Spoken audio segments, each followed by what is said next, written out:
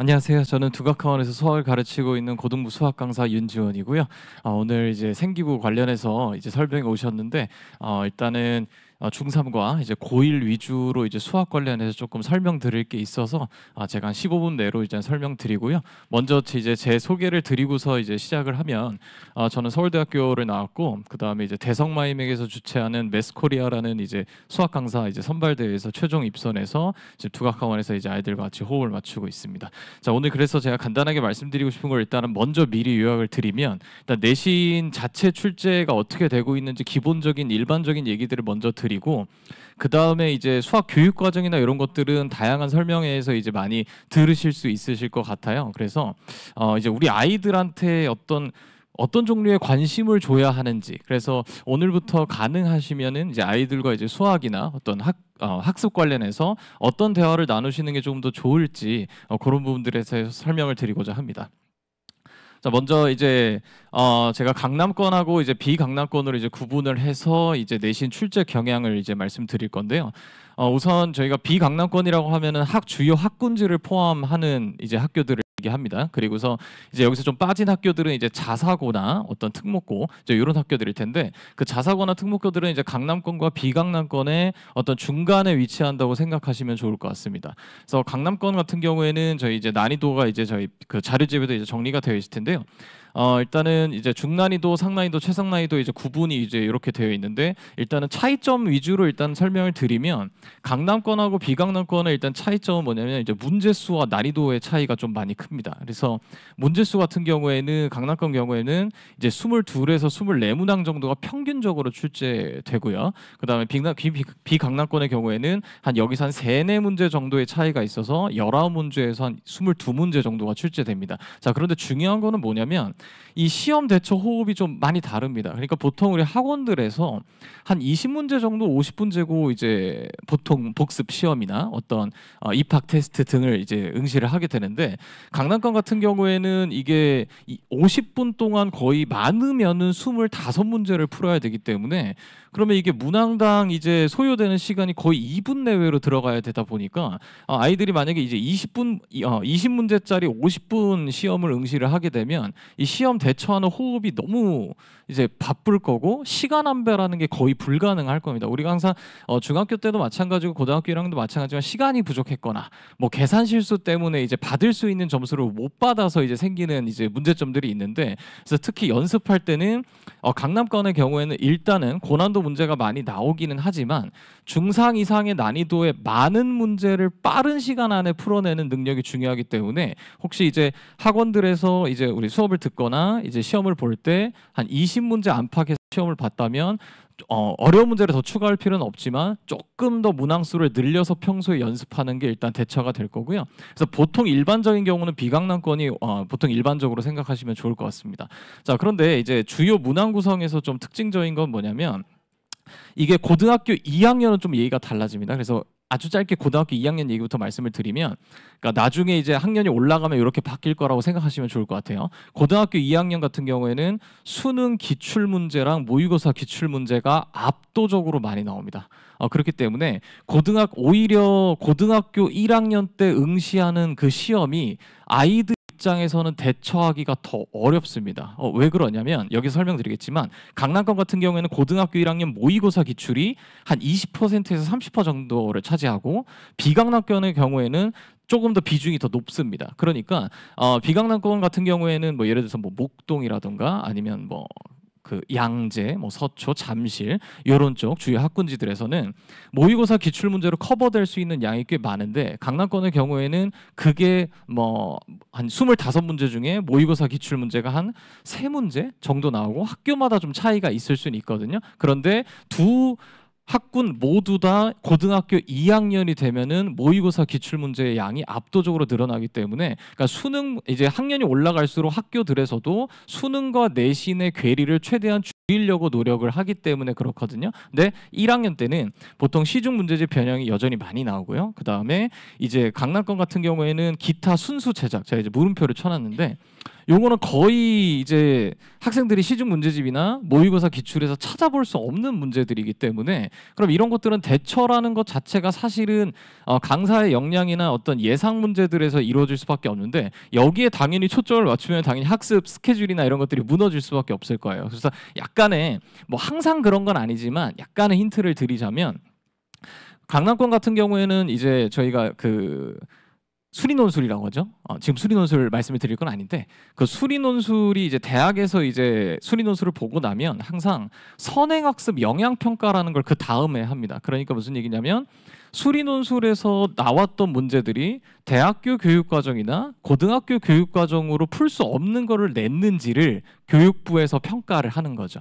그러면 근데 그 평가를 할 때 공립 교사분들이 이제 들어가거든요. 위원으로. 그때 강남권 교사분들이 많이 들어가요. 예를 들면 휘문고 선생님들은 거의 매년 들어가시고요. 뭐 현대고 선생님도 들어가시고 그러면은 그런 분들이 이미 논술 문제에 대해서 조금 더 친숙한 편이기 때문에 저도 이제 시험이 끝나고 나서 알 때도 있고 미리 예상 문제로 줄 때도 있겠지만 보통 이런 순수 제작 문제주 중에서 완전 처음 보는 문제들은 대학교 수리 논술에 나왔던 수학 상하 문제들 뭐 중3으로 치면은 공통 수학 얘기들이 이제 좀 다운그레이드 돼서 출제되는 경우가 있기 때문에 근데 그런 것들을 찾아서 아이들이 공부할 수는 없어요. 현실적으로 이건 강사가 당연히 제공을 해야 되는 거고 근데 중요한 거는 학교 부교재랑 학교 학습지 이 변형 문제들은 당연히 기본 중에 기본이고 여기서 좀 더 추가된다면 고등학교 1학년 모의고사 문제들을 변형해서 많이 풀어보는 게 내신에 대처하는 데 도움이 많이 될 겁니다. 그래서 강남권 같은 경우에는 그러면 고1 모의고사 기출문제가 좀 적은 편인데도 준비를 해야 되는 이유는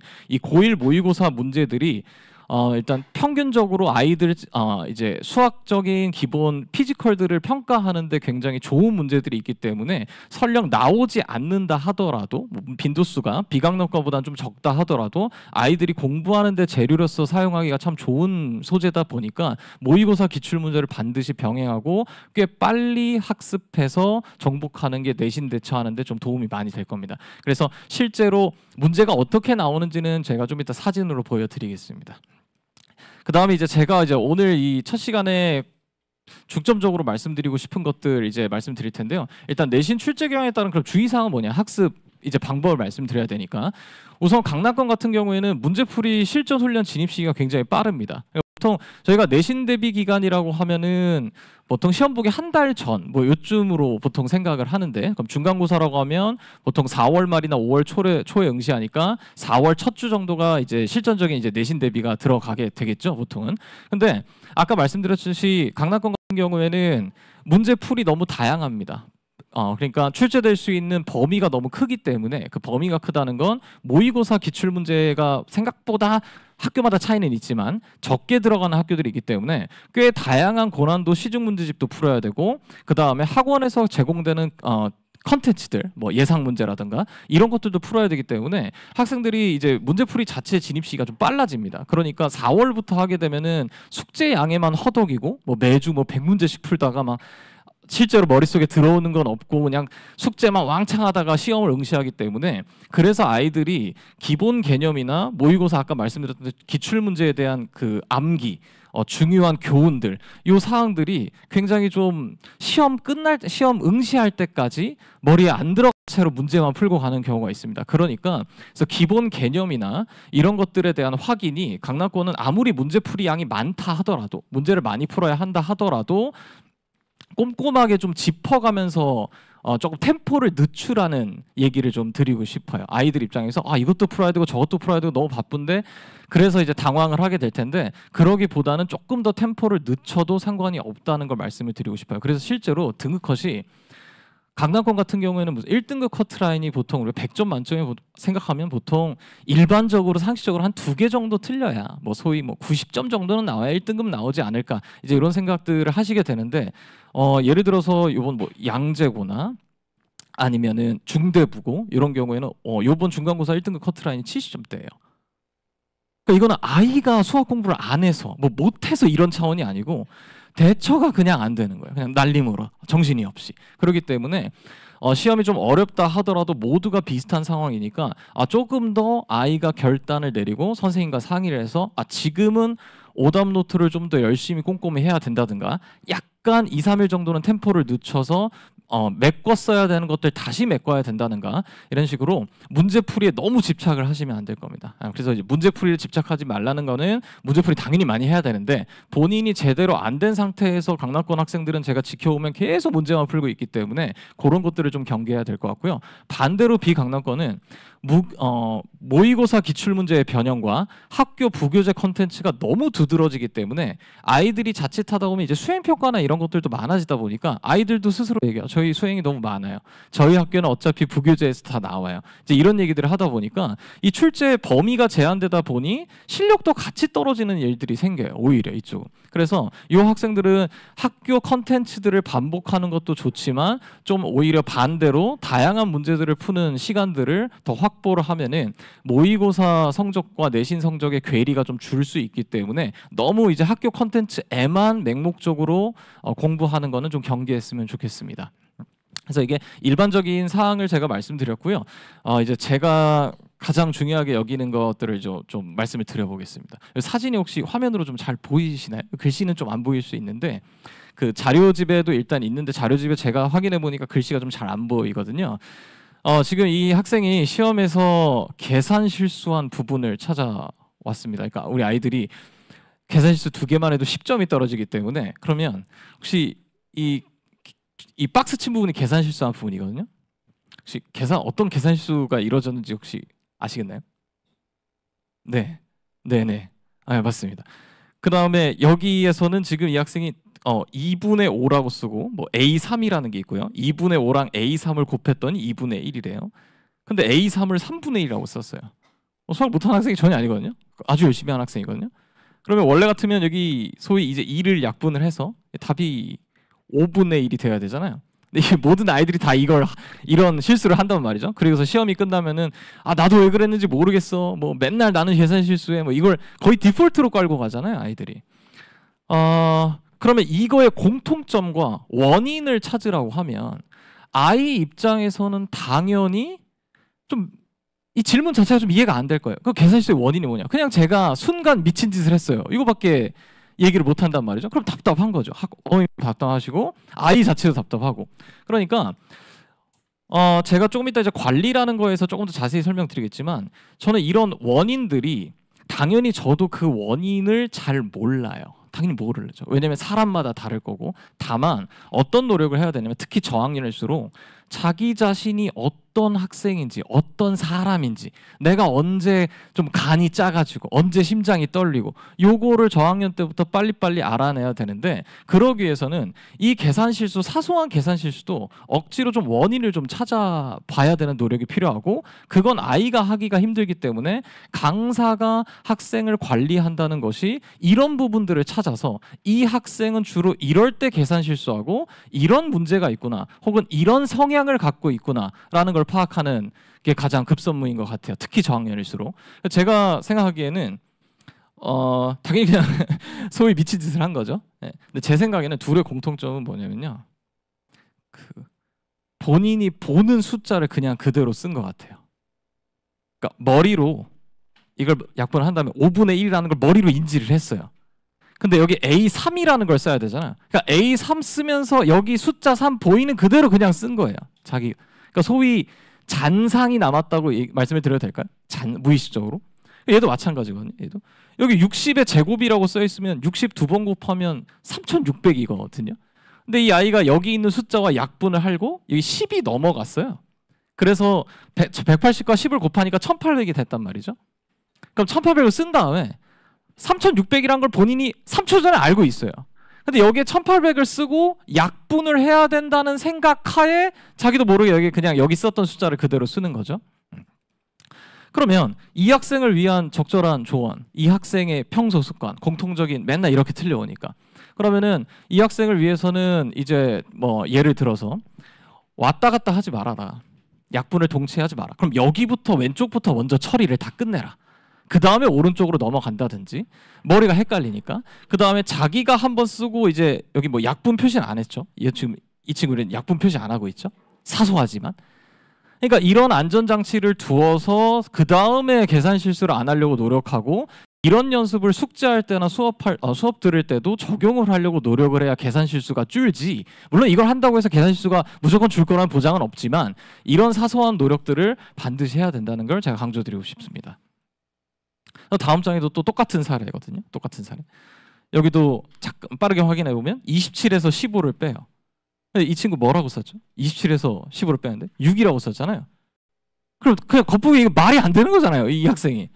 그럼 이유가 뭐냐라고 하면 저도 이게 너무 괴롭거든요. 왜냐하면은 풀이의 오류를 찾는 게 아니라 이 사람이 왜 실수했는지를 제가 찾아야 되니까 저 학생들한테 이걸 의무적으로 시키거든요. 계산 실수 데이터를 모아와라가 숙제예요.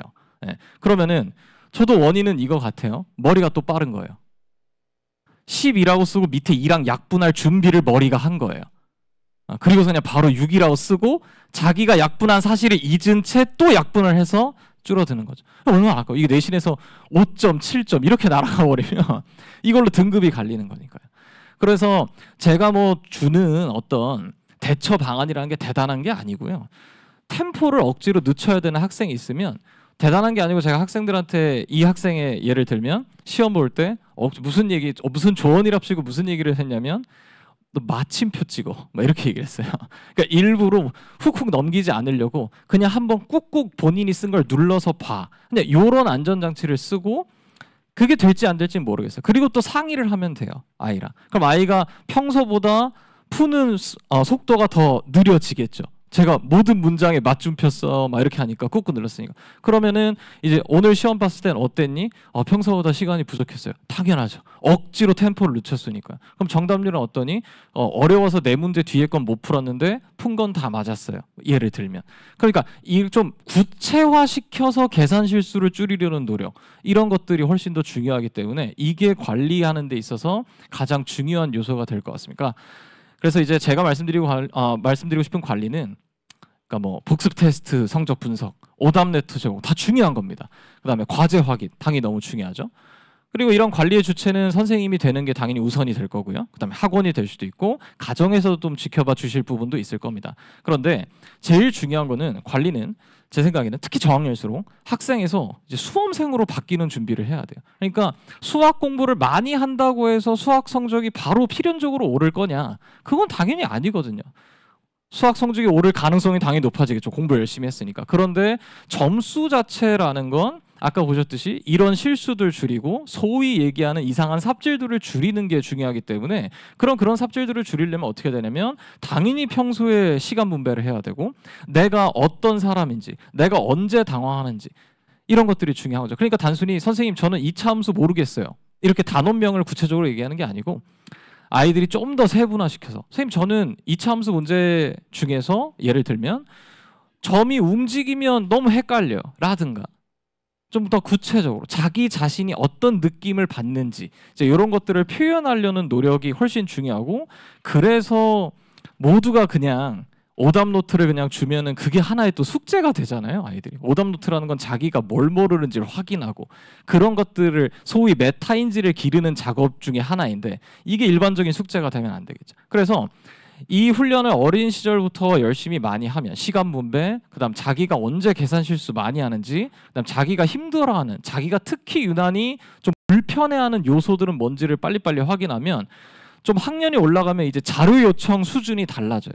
남들은. 그러니까 제가 가르치는 뭐 고등학교 2학년 학생이나 학년이 좀 올라간 학생들은 자료를 달라고 할 때 어떻게 달라고 하냐면 선생님 삼각함수 문제 좀 더 주세요가 아니고 제가 실수할 것 같은 문제를 주세요. 이렇게 얘기를 해요. 그럼 제 입장에서는 이 아이가 평소에 어떤 실수를 이 아이가 많이 했지? 그럼 단어는 상관없이? 네, 단어는 상관없어요. 자기가 실수할 수 있는 거, 실수할 것 같은 문제들만 달라고 또 얘기를 해요.